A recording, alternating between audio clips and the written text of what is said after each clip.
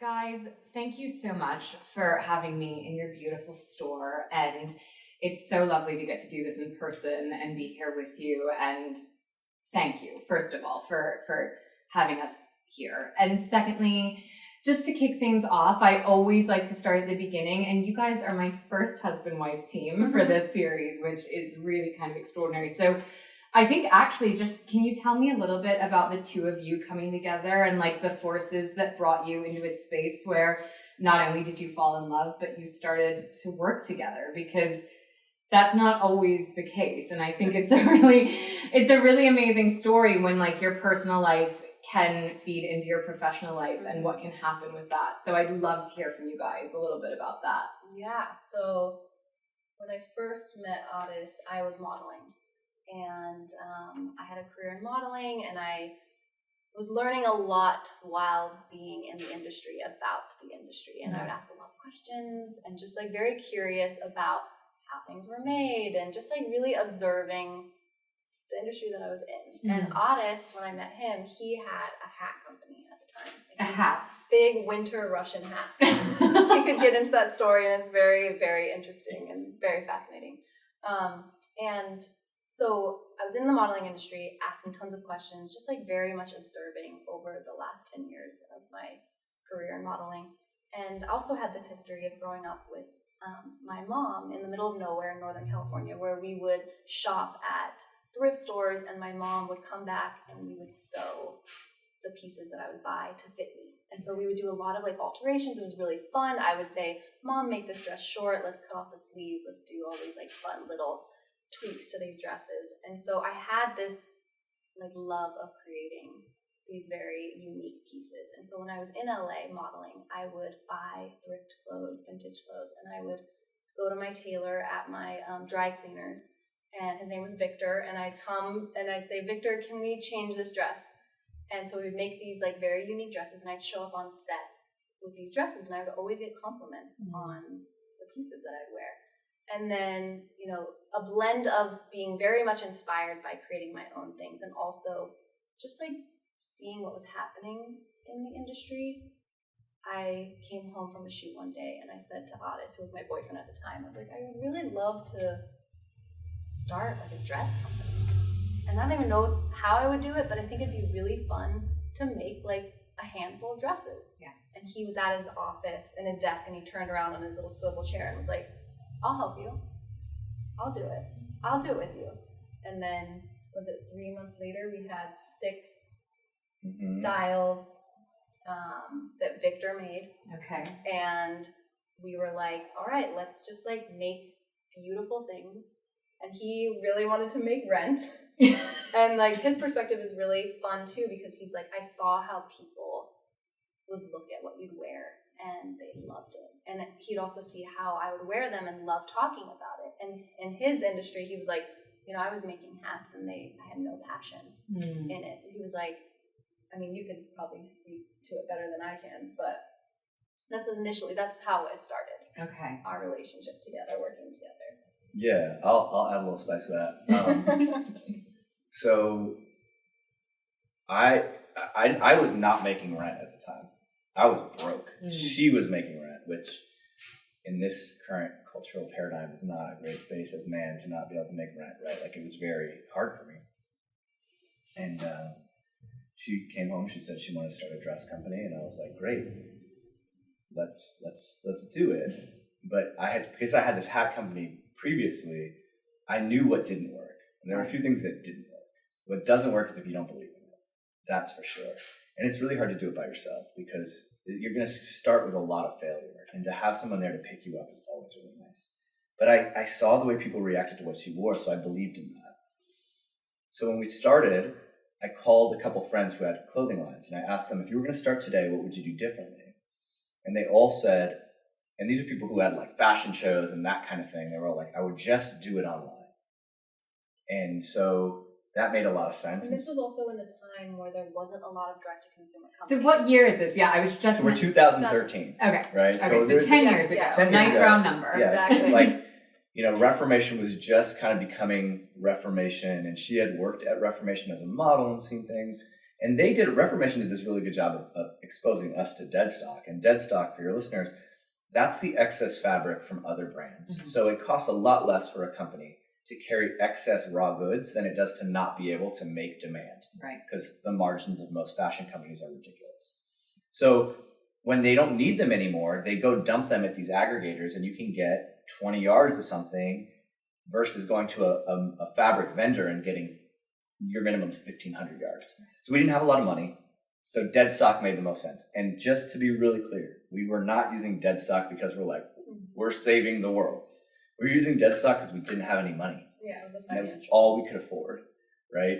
And of course, like any good half-ass marketer, you understand like fashion's the second largest polluter on the planet. By using the excess of someone else, we're not contributing to the problem. And so we told that story. And when we launched, people resonated so deeply with her designs, but they also love this story. And I'll even go back a little further for me. Like, I grew up in Los Angeles, and just 3 miles that way is the Bologna Wetlands. And I was part of the Save the Bologna Wetlands group. And we would have pickets on Lincoln, save them, right? And we didn't save them. They got paved over. And I feel like in many ways, my idealism began to get paved over with the Bologna Wetlands. So by the time we start this company, making a difference in the world is not my goal. She wants to make beautiful dresses, aesthetically beautiful dresses. I want to make rent. But now all of a sudden, we've like told this story of how these are, we were calling it sustainable because we weren't adding to the problem, which right. I guess by definition, yep, you're not making anything any worse. You're sustaining it. It's true. And people loved it. And it was like water was getting through the cracks of that concrete all of a sudden. It was like, this feels really good. And I think it felt really good for Christy too. And so we kept kind of pulling at the string. So we built this company by using dead stock. And for 5 years, that's all we did. And at the same time, we approached the production side in a very beautiful way too. And then we learned while we were on that journey that, whoa, most people don't actually make their stuff like this. And we had to learn it the hard way. Because remember, we That's right. got those samples made, and we had asked the woman that we initially partnered with, and we said, can we go meet the dressmakers? Yeah. And she kind of looked at me like, oh, no. Yeah. Like, you don't want to do that. Yeah, and I remember looking at Addis like, what is she talking about? Like, why wouldn't we want to meet the people that are making our clothes? And was this here in LA? This was here in LA. And you'd be surprised. Like, I think the percentage is like something like 70-something% of factories here in LA are slave labor factories. Well, I mean, I know that there's just been a huge political bill on the table, right? Yeah. About trying to fix this because people were just like, oh, it's made in America. So exactly. therefore it's okay. Yeah. But no, that was not the case. Yeah. And we could see it in the actual artistry of the dress. Quality. So we would see, the quality was like, you'd get one medium and the next medium was like 2 inches difference. And we were kind of just like, what is happening? Like, who's making our clothes? We need to know. And then we met our partner, Pedro, who works with us now in LA. Okay. And he's been with us ever since. Okay. And we just kind of assumed, I think, when we first started that, I don't know, at least for me, I just kind of assumed that everyone should make their clothes with people. Like, they should know the people that are making their clothes and pay them well and take care of them. But we very quickly learned that that's not the case. Yeah. So for 5 years, we built our company. Pedro initially was a contractor that we worked with. Okay. Right? And we had the same values, and we'd like talk about, man, it'd be so good to get to the size where we could all be under the same roof. And 4 years go by, and like we're big enough, and we get a factory, and we bring Pedro on to the Christy Dawn team and all of his people, and we're doing it. But for 5 years, that dopamine kick of being like, look, we're not part of the problem, it starts to wane. Mm-hmm. And at the same time, we get investors. And so previous to investors, we paid ourselves $5,000 a month individually. Mm-hmm. We had 2 kids. We lived in a 1,000 square foot home that we rented with another adult. Like, we put everything into the business. We, barely were taking anything out. And now we have investors. And now we have a proper salary. And they've taken a percentage of the company so we can buy a house. And we can breathe a little bit. And so for Christy, I don't know what it meant for Christy, but you can share that. But for me, it meant like there's space. And once there's space, it's like, for what am I doing this? Right? Like, I have a home, but I know I'm not part of a solution. I'm just not part of a problem. But there's a fucking problem. There's a problem, and we're not looking at it. We're just feeding off the excess of a toxic system. So at that time, I had met this teacher down in the Amazon, named Taito Juanito from the Ingano Siona tribes in the Putumayo, and he carries a medicine called Yahe. And it's a really intense confrontational medicine, very healing. And one night in ceremony, I remember I came with this question, like, we're okay now, but like, what are we offering our children? And like, we're destroying the planet, like collectively. Like, how can I be part of a solution here? And you also had an awakening around our deadstock fabric too, like you're saying, we're not a part of the problem, but we're not a part of the solution. We don't have a connection to this fabric. Right. Like, this is discharge printing, and there are chemicals in this fabric, and we don't know who's made it, how it was being made, and it still is hurting the earth. Yeah, like for Christy Dawn, at that time, just using deadstock, the only way we can exist is if this toxic system exists. Right? So I go into ceremony, and I remember it was one of the hardest nights of my life. I felt the way the water feels when fabric's discharge printed. I mean, like, it was terrible. I felt the sadness of the earth. And then I kept having this vision of me and Christy and River, and she was pregnant with Sage at the time. River is your son. Our son, River, and on a farm. And so I kept going back to ceremony, like, what does this mean? And then Finian, who's a good friend of mine from Kiss the Ground, was starting Kiss the Ground. And on Facebook, he was talking about regenerative agriculture, and specifically in the food space. And then one night, it all kind of came really clear, like, oh, we grow our clothes. So we could grow it in a way that heals the earth. We could do it in a reciprocal way. We could do it through intimacy. And so I remember I came out of that ceremony the next day on a Monday. I grabbed everyone together. I hadn't even told Christy yet. I was like, we're going to start a regenerative cotton farm to closet. And also, just so you know, too, when he comes home from ceremony, he's like so expanded. And it's like, you know, I always get the downloads. And then this one was like, we're going to start a farm. And I'm like, okay. And the thing is with Otis is like, when he sets his mind to something, it's going to happen. Yeah. And we need more people like this in the world, quite so frankly. True.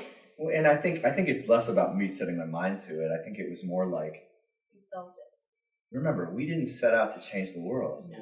This found us. And it was like, you be a good carrier for this. This wants to live with you for a while. And so the responsibility is in it's asking for this. Yeah. So what's wild, this is where it gets really fascinating, right? Like, we go a mile down the same street our factory is on to go get our dead stock fabric. That's the journey. We get net 30 terms or net 60 terms. Mm-hmm. We've sold it before we have to pay for it. Right. And now we're going to start a regenerative cotton farm, a first of its kind regenerative cotton farm. How the fuck are we going to do that? Yeah. So I Googled I think I Googled regenerative cotton. At the time, nothing. There was literally no hits. Yeah, because this is 5 years ago, right? There was barely any regenerative farms. Yeah, right. no. Much less cotton, right? Exactly. So then I Google ethical cotton, and I find this NGO, and they say, hey, we've lost a little bit of funding, but we have this and we can't help you. But we've lost funding, and we have this really amazing employee who just started. Maybe you should interview her. Maybe she could help you. Her name was Maren Wilson. She was living in Santa Cruz. She drove down. I shared with her the vision. We talked about where it would make the most sense. We both felt like India makes the most sense. Why India? Here's why. Two reasons. One, this is like rubber meets the road. If you try growing it in California, then you're going to have to ship it over to the Carolinas to have it ginned and spun and woven. And then you're not going to be able to have it vegetable dyed at scale. It's going to have to be conventionally dyed. And then, like, what are you doing? Right? And even if you did it all the right ways, even if you figured out how to get a vegetable dyed, now you're selling a $700 dress. And we're not going to be able to stay in business. We have to make this work. So India made the most sense because we knew that we could have it made there in a way where everyone wins, but it's still affordable to the consumer. Right. And we also knew that it's not like we were reinventing the wheel. We were just uncovering the wheel. It was already there. Yeah. Right? Like India's been they've been cotton makers for, centuries. Yeah, yes. Exactly. Like, before it was a global commodity, right? Like they have this fiber shed it's basically intact if you look for the right places. Mm-hmm. But where to look? So Maren calls this woman Rebecca from Fiber Shed and says, hey, I'm starting to work with Christy Dawn. We want to start a regenerative cotton farm in India. Can you help? Yeah. She says, I'm sorry, I have nothing. Yeah. 4 or 5 hours later, on the other side of the world, the son of a conventional textile kind of empire has decided that this isn't the way to go. And he is really thinking about what would be, because he's going to inherit it, what would be the alternative? Yeah.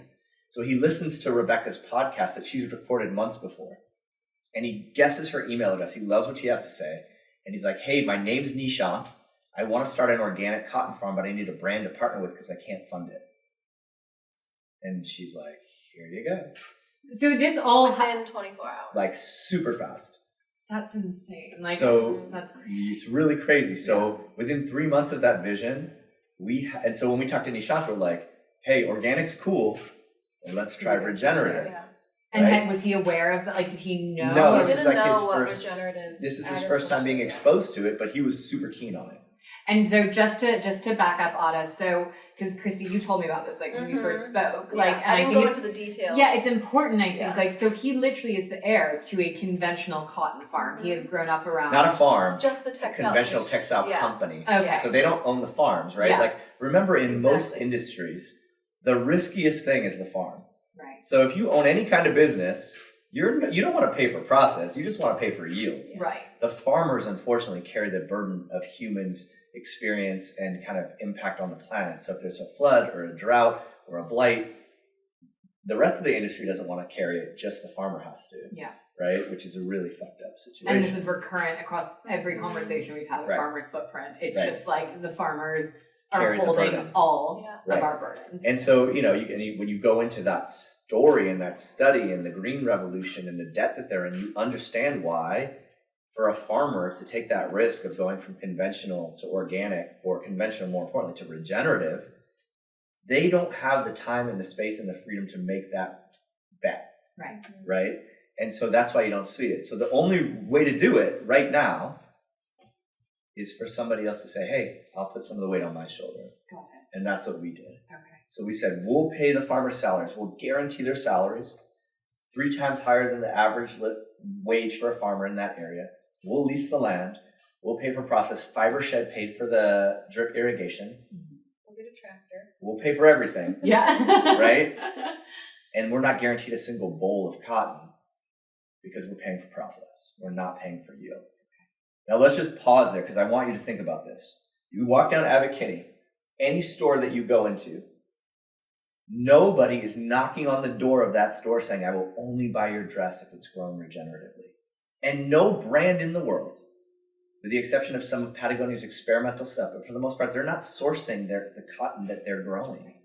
They're paying for yield. So why in the world would a tiny dress company that's barely profitable at the time go out and be like, we're going to start a farm when no one's asking for us to do it?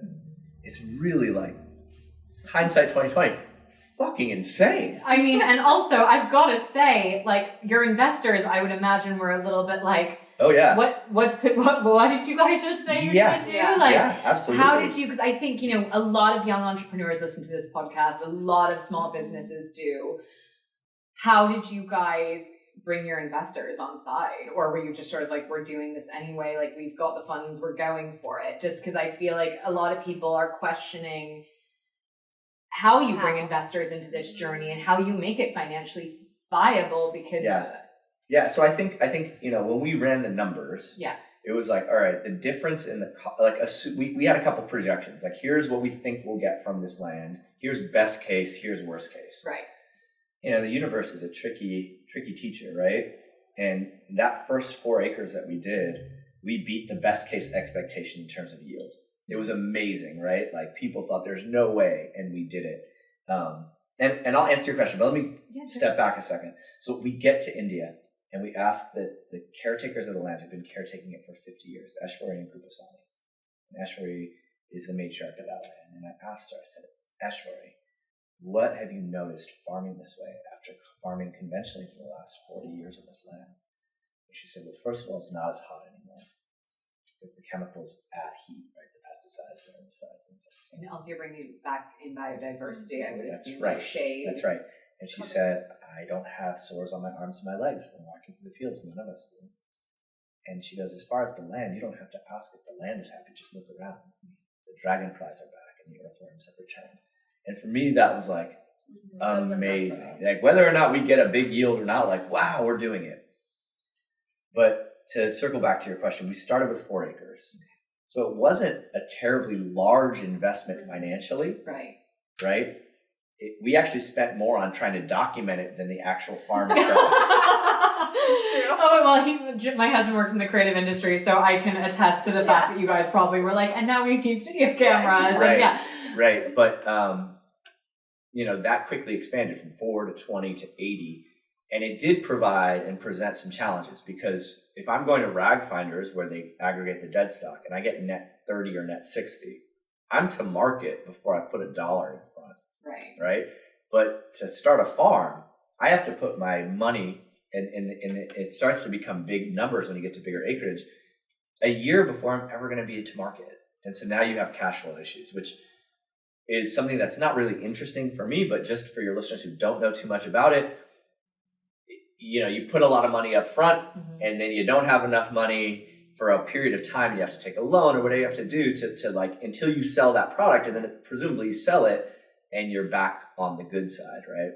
And I think also this kind of conversation came up too internally of like, okay, our intention is to make this farm regenerative, but then we look at ourselves and even like the office, and it's like, well, how are we living a regenerative life right now with these financial pressures? And so that was like something that really was coming up for us around like the financial strain that we were looking at, because it did grow and expand, but then as it was growing and expanding, we were doing all this wonderful work, it was also putting this like really intense kind of contraction onto us, and we got to look at that, like, how is this showing up for us? How is this like ripple of regenerative energetics of the regenerative way, like how is that landing for us? And how was it landing?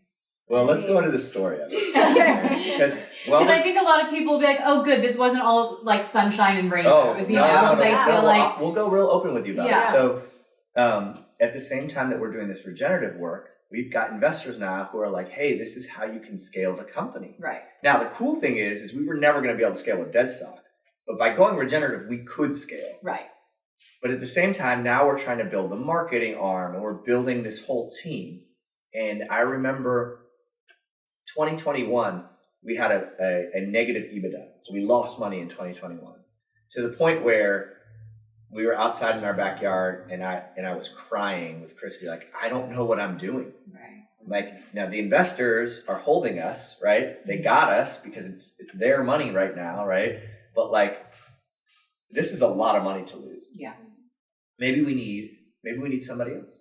And I kind of was like, I also don't know what I'm doing. We've never done this before, and no other brands have done this before. Like, we are literally leading the way, but also figuring out the way. You're like building the plane while flying. Exactly. And it's like, we need help. Like, we don't know what we're doing. Like, we have the best intentions. We're doing all the things that we think we should be. But let's ask our partners for help. Right. And to go back, so we launched Farm to Closet 2021. In April. And we're like, remember, we weren't trying to do this. This wasn't like the goal. Right? I just wanted to make rent. She wanted to make a beautiful dress. And now all of a sudden, like, we're sitting on this, like, oh my God, we found this. And we kind of want to scream it from the rooftops. And so we launched Farm to Closet. We do it in a really, I think, beautiful way. So beautiful. And outside of our community that already knows Christy Dawn, no one gives a fuck. In Vogue, the week we launched Farm to Closet, a competing brand that perhaps had more resources and more relationships, has an article written in Vogue about how fashion can't even be sustainable, right? So nobody is apparently listening. Consumers don't really care, right? Because very few people wake up in the morning and say, I'm going to have a green juice. Even fewer people wake up in the morning and say, and it's going to be organic. But even less people wake up and say, I'm going to drape the largest organ of my body in organic cotton. And of those almost no people who do that, even less people say, and it better be regenerative. Right? So we had come up with this incredible opportunity, this like solution to something that people don't even realize is a possibility. The zeitgeist just isn't there, right? So we're losing a ton of money. 2021, we lose a ton of money. And 2022, here it comes, and we think we're ready for takeoff. We've built the team. We've built this massive team. The investors believe in us. Good. Okay, now we're ready. We'll put more money into it. Yeah. And we lose even more money. And we get to a point this year. But we're gaining acres. Right. Because at the same time, you guys are, like you started with 4 acres. Now we're at 80. Yeah. Right. Now we're at 80 acres. Yeah. And it's February. And also, is this the time when we started doing catalogs? And... No, that was 2022. Okay, but now we're 2023. It's February. Yeah. Okay. And our investors have been amazing. They've been by our side this whole time. Almost to the point of I'm like, why? They're literally just burning money at this point. Yeah. Is what it feels like, right? The world doesn't care about regenerative. We've had to actually shift. We're not even talking that our dresses are regenerative because that's not why someone buys a dress. Yeah. Someone buys a dress because they think they're going to look cute or they like the drape or it's the right price. But on that totem of importance, regenerative is like down at the bottom. As long as you tell me it's sustainable, it triggers some feel good in my brain. That's it, right? So February of this year, our investors let us know that unless we go bare bones and figure out a way to stop the bleeding, and we weren't just bleeding, we were gushing. Yeah. They're out. Like there's no more money coming in. Right. And totally understandably, right? Like, because now economic forces have squeezed other investments that they have. So we're not just the feel-good story. Now we're like, hey, it's a survival thing. So March 13th, we let go 2/3 of our staff. Really hard conversations, really devastating, and it was hard, but thank God we had such amazing people who could receive it and understand that it wasn't personal, but it was really hard. Yeah. And we go home and Christy says to me, we can finally relax. Because we were anticipating it for a month. It was a month. There's nothing worse than worst. I've had to do it with Rev. Yeah. And it's awful. It's so awful. Yeah. And we're so close with our team. Yeah. And I feel like when we had to let go of the people we let go of, it was like we would go home and say, we finally found our team. Yeah. We finally got, the team is epic team. Their hearts are really matching. And we had to dismantle the whole thing. Yeah. And so we get home and Chris, it's 11 at night. We're watching Next Level Chef, Gordon Ramsay. Sometimes you just have a break. to. Yeah, exactly. We can finally relax. We watched Gordon Ramsay during the pandemic too. I get it. Yeah, And we hear, Christy goes, what's that sound? We hear this cracking in the backyard. I said to Addis, I was like, because we had a huge cry that night. And I was like, we can finally take a deep breath, is what I said. And then all of a sudden, we hear this rumbling in our backyard, and a humongous tree falls in our backyard. And literally just kisses our back window, but fully crushes. It's midnight, it's pouring, and then full destruction in our backyard. Mud, flooding, but from the hillside, wake the kids up, have to leave the house. This was during these torrential rains that you guys got this. So this was the same exact day we let go of. So we go stay at my brother's house. I wake up in the morning to go see the damage, and it's we had built this deck and this shed up there, and it's all destroyed. And it's pretty devastating just to see it, and it's a foot and a half high of mud in our backyard, but didn't go in the house, thank God. I call the landscaper, I call insurance, I do everything I can. I go into our meditation room to meditate, and the cat had locked himself in there and shit and pissed all over my meditation cushion, and I fucking lost it. I just cried and I cried. And it was this deep invitation for surrender. There was nothing more to do except say, okay. Because I had this anger. I legit had this anger. You showed us what to do. You showed us make this farm. We built the farm. The wind was in our sails, and now it felt like we're in the doldrums. There was no wind, and we were just sinking almost rapidly as a company. And something about what happened there, the peduncling of the company, the cutting back of the team, the getting more intimate with the company, her and I, we had to go real intimate. Oh, yeah. We were doing everything again. All of a sudden, things started to flow. And a company that was really we were basically shutting it down. Yeah. That's where we were. We weren't going to survive it. Christy Dawn was done. Yeah.